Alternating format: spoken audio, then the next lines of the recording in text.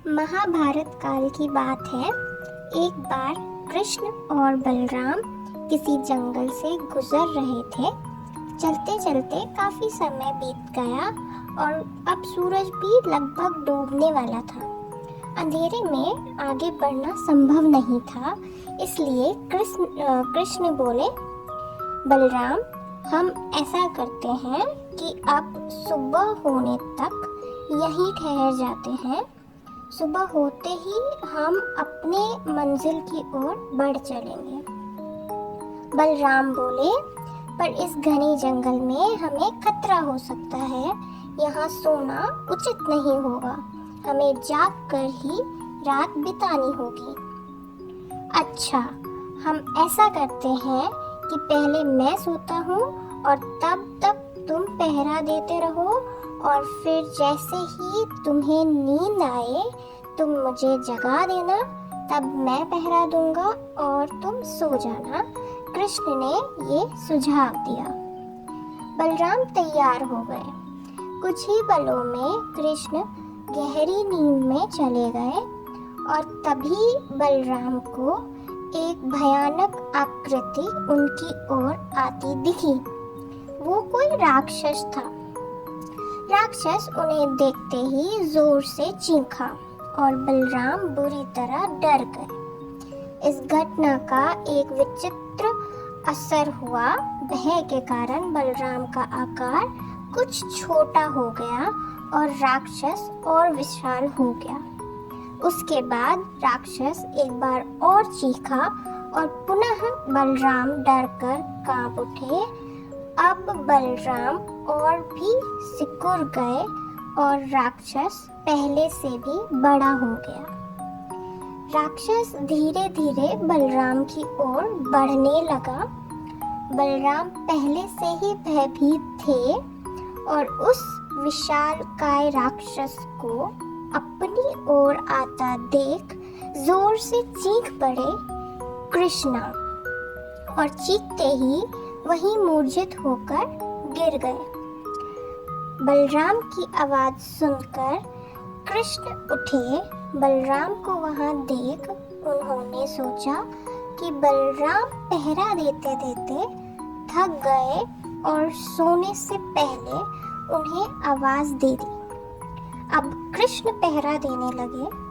कुछ देर बाद वही राक्षस उनके सामने आया और जोर से चीखा।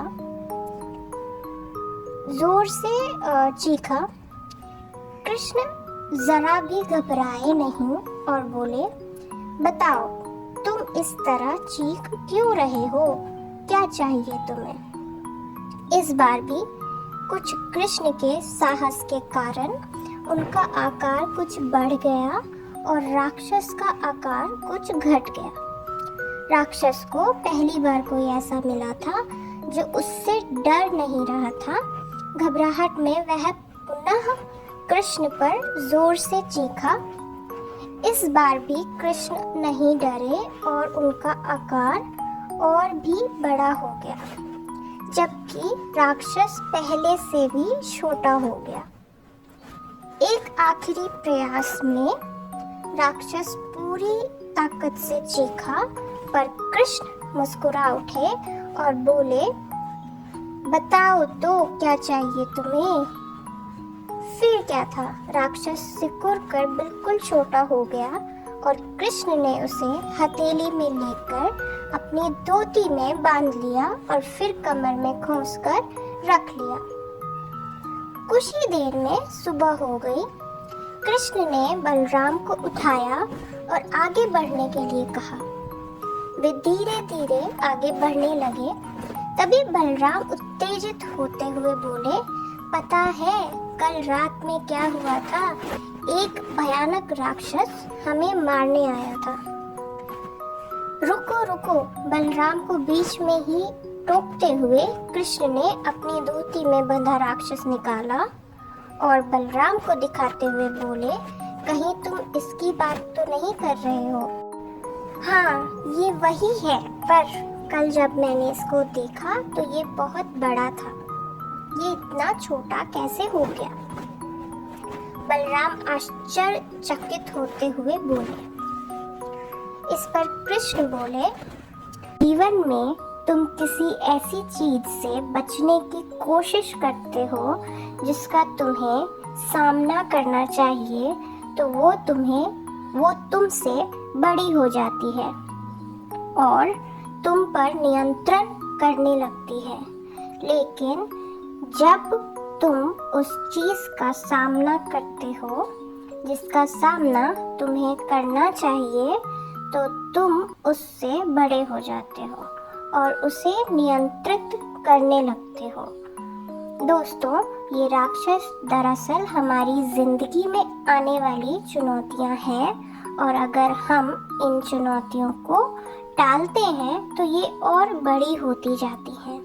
आखिर में ये हमें कंट्रोल करने लगती हैं। इसलिए हमें इनका साहसपूर्वक सामना करना चाहिए ताकि हम उन पर काबू पा सकें। इस प्रकार चुनौतियों का डट के सामना करने से वो छोटी सी हो जाएगी, जिससे हम आसानी से उन पर नियंत्रण कर सकते हैं और सफल हो सकते हैं। अगर आपको इसका उद्देश्य अच्छा लगा और आपको ये स्टोरी अच्छी लगी, तो प्लीज़ सब्सक्राइब करें मेरा चैनल, और ऐसे ही और मोटिवेशनल स्टोरीज सुनने के लिए please subscribe and like my video. Thank you for watching.